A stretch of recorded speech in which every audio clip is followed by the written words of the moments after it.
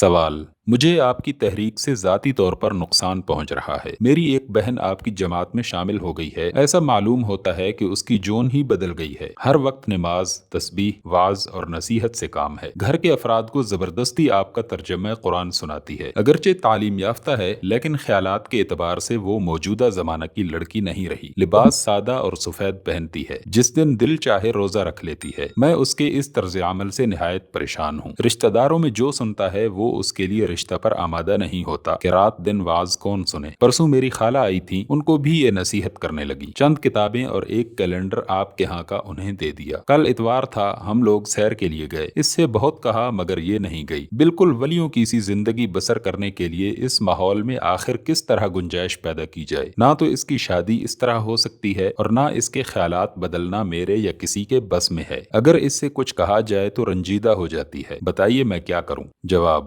اس معاملے میں خود بھی بے بس ہوں۔ آپ اپنے طور پر ہی کوشش کریں کہ آپ کی ہمشیرہ اسلام سے توبہ کر لیں۔